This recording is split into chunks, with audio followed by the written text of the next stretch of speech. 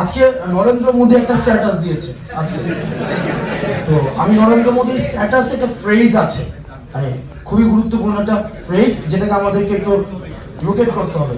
উনি আজকের এই বিজয়টাকে উনি বলেছেন India's historic victory in 1971। India's, so the focus was in India's positiveness. C the positiveness, India's victory. এবং এক্ষেত্রে কারো হিস্সা স্বীকার করে নাই। একটা ম্যাচের উইনার একজনই হয়, ট্রফি একজনই থাকে, ট্রফি তো একজনই পায়। তাই 71-এর ট্রফি যদি ইন্ডিয়া পায় তাহলে বাংলাদেশ পাইছে কি? আবার যদি এটা বাংলাদেশের ট্রফি হয় তাহলে ইন্ডিয়া কিভাবে দাবি করে যে এটা আমাদের ইন্ডিয়ার ভিক্টরি এবং ট্রফিটা কোথায়? ওই তার মানে আমরা এখানে মানে এই সিচুয়েশনটা is generating more confusions, more questions than answer. Constantly এটা কিন্তু আমাদের কনফিউশন জেনারেট করছে, আমাদের হচ্ছে এটা কোয়েশ্চেন জেনারেট করছে। আমাদের কোয়েশ্চেন, এটা থেকে আমি কোনো সিদ্ধান্ত যাইতে চাচ্ছি না, আমি কিছু কোয়েশ্চেন অ্যারাইজ হয়েছে। আমরা ধরে নেই একটা হাইপোথেটিক্যাল ওয়ার্ল্ডে এটা ইন্ডিয়ার ভিক্টরি, আমরা ধরে নিচ্ছি এটা ইন্ডিয়ার ভিক্টরি। তার মানে পাকিস্তানের সাথে ইন্ডিয়া যুদ্ধ করেছে এবং ইন্ডিয়ার বিজয় হয়েছে।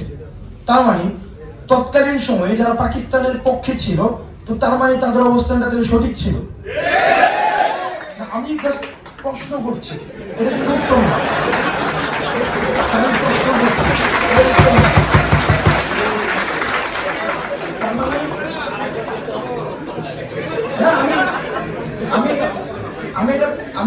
আমি তো বললাম হাইপোথেটিক্যালি আমরা ধরে নেই দুটা সিচুয়েশন। আমি দুটা সিচুয়েশন ধরে নেই, যে দুটা সিচুয়েশন, একটা সিচুয়েশনে আমি কথা বলছি, আমার কথা বলার আজকে হচ্ছে নরেন্দ্র মোদী স্ট্যাটাসটা নিয়ে কথা বলছি।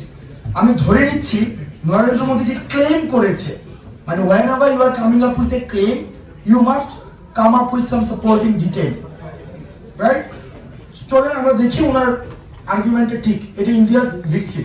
তাহলে ইন্ডিয়াস ভিক্টরি যেহেতু ছিল, তার মানে পাকিস্তানের পক্ষে যারা ছিল, আমরা এখন যাদেরকে মুক্তিযুদ্ধের বিরোধী শক্তি, রাজাকার, আমরা পাকিস্তানের পক্ষে বলছি, আমরা এই যে ন্যারেটিভটা যাদের এগেইনস্টে যাচ্ছে, তার মানে ইন্ডিয়ার তাদের যে অবস্থানটা, তারা চায় না ইন্ডিয়া জিতুক, তো তার মানে অবস্থানটা তাদের সঠিক ছিল। এক নম্বর বিষয়, এটা হচ্ছে একটা সিনারিও। এবার চলেন দ্বিতীয় সিনারিওটা আমরা দেখি।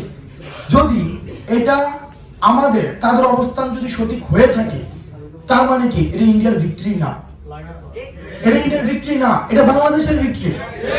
যদি আমরা তাদেরকে বলছি যে তারা স্বাধীনতা বিরোধী, তারা হচ্ছে আমরা তাদেরকে আদারাইজ করছি, আমাদের শত্রু বানাচ্ছি এবং তারা আমাদের শত্রু, আমি 71-কে বিশ্বাস করি তারা শত্রু, তার মানে কি ইন্ডিয়া যে দাবিটা করছে, এই দাবিটা হচ্ছে সম্পূর্ণভাবে একটা মিথ্যা তথ্য, সম্পূর্ণভাবে মিথ্যা।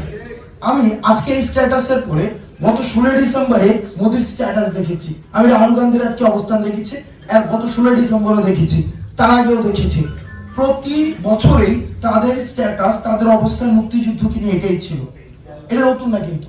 তো তার মানে কি আমরা ধরে নিচ্ছি না, এই যে ক্লেম করছে আমাদের জাতীয় অর্জনকে ভারত বা একটা বিদেশি, সেটা হচ্ছে কি এটাকে অ্যাপ্রোপ্রিয়েট করছে, এটাকে আমরা মিসঅ্যাপ্রোপ্রিয়েট বলছি, এটাকে এটা মিসঅ্যাপ্রোপ্রিয়েট করেছে। তার মানে এতদিন পর্যন্ত বাংলাদেশ তার অবস্থানে নিশ্চুপ ছিল, তার মানে ট্রফি নিয়ে দিয়ে আসছে, ট্রফিটা নিচে নিয়ে দিয়ে আসছে। তার মানে আওয়ামী লীগ, আমরা যে বলছি এই যে মুক্তিযুদ্ধকে শুধুমাত্র শেখ পরিবারের একটা পারিবারিক সম্পত্তিতে পরিণত করেছে, অনেকেই বলে যে মুক্তিযুদ্ধকে আওয়ামী লীগীকরণ করেছে, আওয়ামী লীগ পরিবারের করেছে। এই জায়গায় আমি এটা পার্শিয়ালি ট্রু, মুক্তিযুদ্ধকে বেসিকলি শেখ পরিবারের পারিবারিক সম্পত্তিতে রূপান্তর করেছে একদম। যেমন একটা বিজনেস এন্টাইটি কি হয়, আমরা ব্যাংকিং সেক্টরে যেটা দেখেছি, সেখানে হচ্ছে বাবা হয়ে হচ্ছে এমডি, ওয়াইফ একটা পদ পায়, ছেলে একটা পদ পায়, ছেলের বউ পায়, তারপর হচ্ছে ছেলের নাতি পায়, এই পরিবারের মধ্যে ভাগাভাগি গুলো চলে আবার, যেটা ঠিক একইভাবে হচ্ছে আমরা এই শেখ পরিবারের মধ্যে সবকিছুকে দেখেছি।